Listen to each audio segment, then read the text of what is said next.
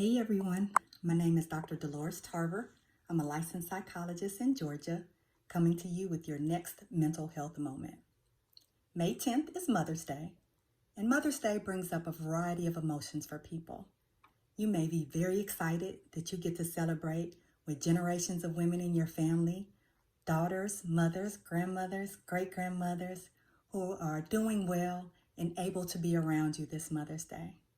Some of you may be excited to celebrate with members of your different organizations, possibly your Greek letter organizations, or mothers from groups that you're a part of, such as Jack and Jill or Teen Moms, or also moms of our graduates who have had a very unique experience with graduation this year. Possibly you might be a first-time mother, and this is your very first Mother's Day, so you're very excited that you get to celebrate with your newest bundle of joy. For other people, Mother's Day can be very difficult. So for some people, they may be experiencing the loss of a loved one. Possibly they may have had a miscarriage. And so they're feeling that not being able to have their baby with them as they approach this Mother's Day. Possibly it was someone whose baby was born but died shortly after their birth, or maybe a stillborn baby.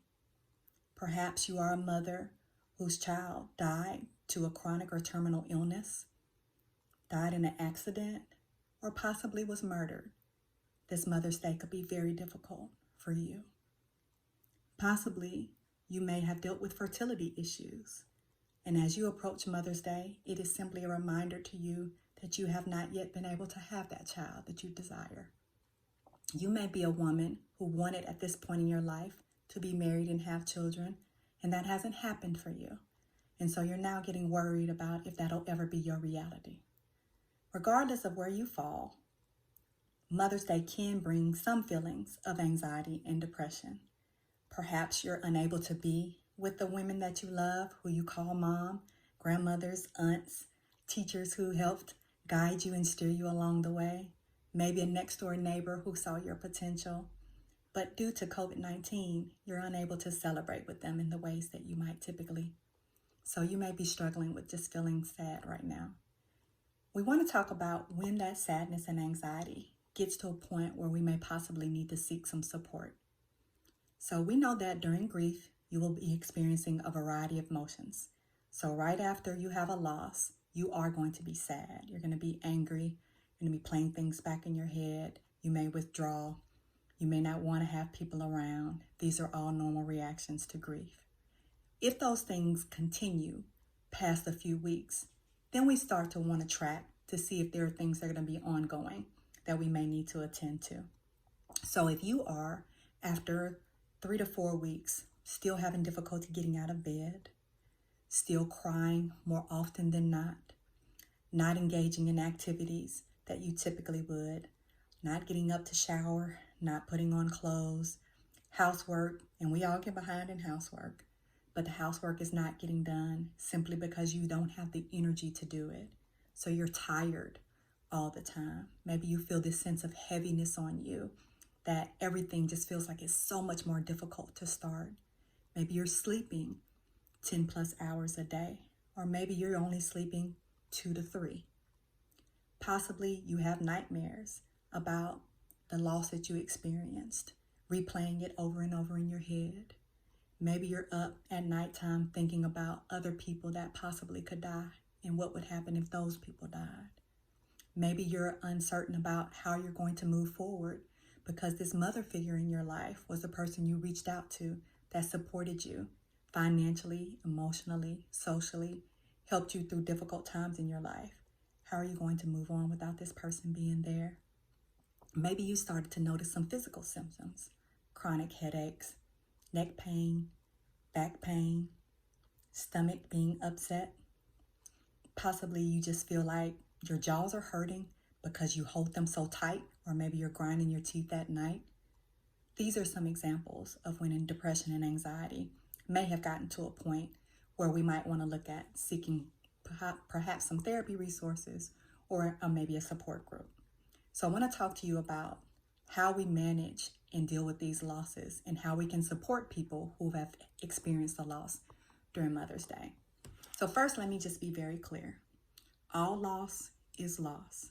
So whether that was a miscarriage, or whether that someone that has fertility challenges, or whether that is a baby that died shortly after their birth or died during their birth, or a mother, grandmother that lived to be 100 years old, all loss is loss. Simply because you didn't see a baby bump, or there's not a baby, or there's not pictures of K through 12, doesn't mean that this person did not experience a loss. Even if they were estranged from this mother-like figure, doesn't mean they didn't experience a loss. Everyone is entitled to grieve in the way that works for them. We don't have control over how another person grieves. So we want to honor and respect their process. We don't want to be dismissive and say things like, oh, they're in a better place, or, oh, God got a new angel, or, well, at least you know you can get pregnant. These things are not only unhelpful, they can be very destructive to a person who is grieving. So instead, let's talk about things that might be more helpful. We all need support. Oftentimes we're forgotten after the loss.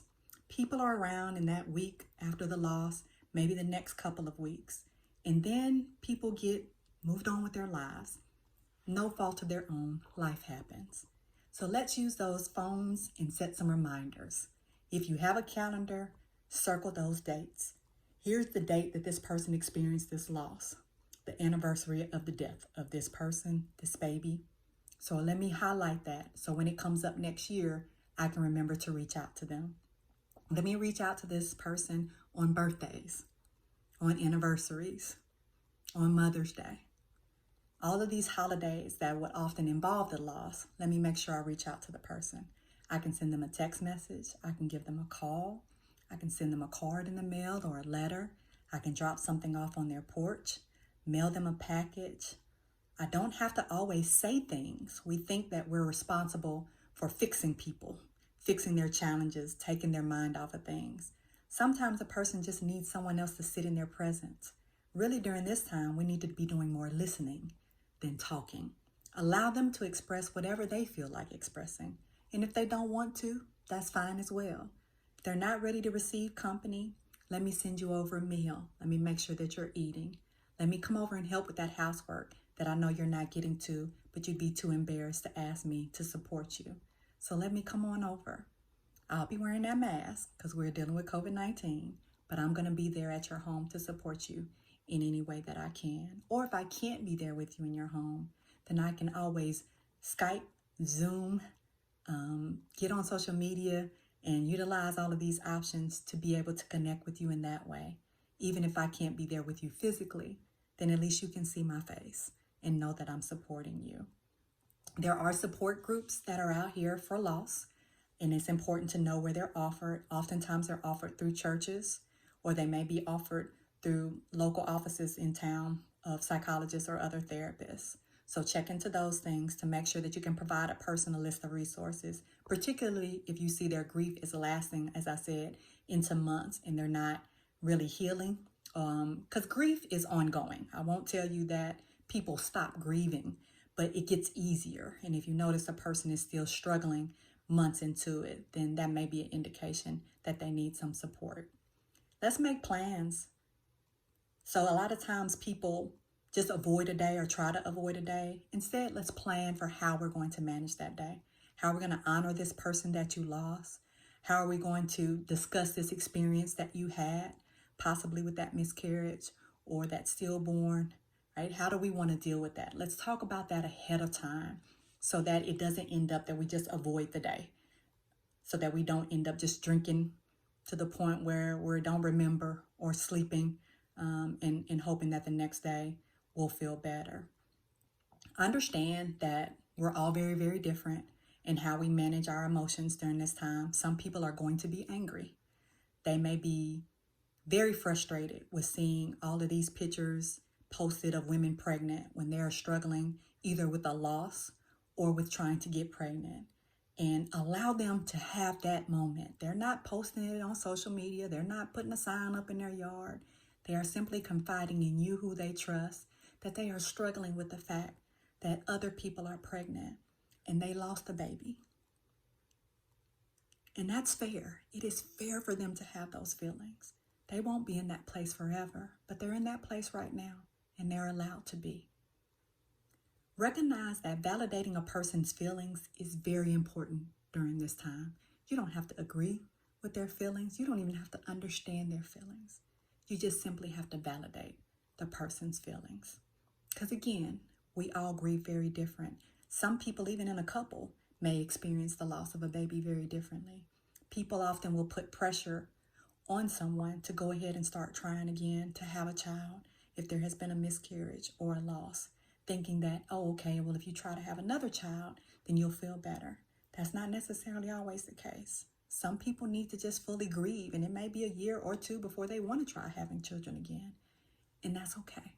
They're allowed to be able to have that decision. Silence can be very powerful. Sitting in a space with someone can be very powerful. Touching someone can be very, very powerful. Just a hand on the shoulder. Again, we want to recognize and respect everybody's space and boundaries. But for those people that are comfortable, sometimes just simply a touch. You don't even have to say a word. Okay, self-care routines is really important. So making sure that this person is getting out of the house, they're doing things that are helpful to nurture their spirit, whether that is a faith-based organization, prayer, meditation, whether they need a trip to the spa once they're feeling safe and secure about getting back to the spa. Those kind of things can be really helpful to a person, even creating a nurturing space in their home so that they can make sure that they're being well. Helping people set up scrapbooks. Sometimes people want to have memories of the baby that they lost. Maybe that includes pictures of their ultrasound. Maybe that includes things that they were going to give to the baby when the baby got here. And allow people to have that. Sometimes people, when they have stillborns, they take a lock of their hair of the baby, or may want to take a picture. And even if that's not something that you would do, allow them to have whatever that experience is. So help them create that scrapbook if that's what they want to do. Sometimes people want to get rid of all of the baby things in the room that was prepared in preparation for the baby, or that was the child's room, or the mother's room, or the grandmother's room. And maybe they want to donate them or just want to put them in the garage so they don't have to see them. That's okay. Some people want to keep them and they want the room to stay like it is. And that's fine for a while. So I don't want you to feel like you need to argue with people about what's best for them. Allow them to be able to do what's comfortable for them. And as time goes on, there may be different emotions and different feelings, and they might be ready to start transitioning some of those things. I do want you to know that just because you had that miscarriage doesn't mean you're any less of a mother, that you're invisible, that we don't see you. I want you to know that if you lost your mother this year, we see you. We are sending you thoughts and prayers and wrapping arms of comfort around you during this time. I want you to know that if you have your mothers here and your children here, then you celebrate and you love on them like there is no tomorrow. Wherever you are, I want you to find your peace.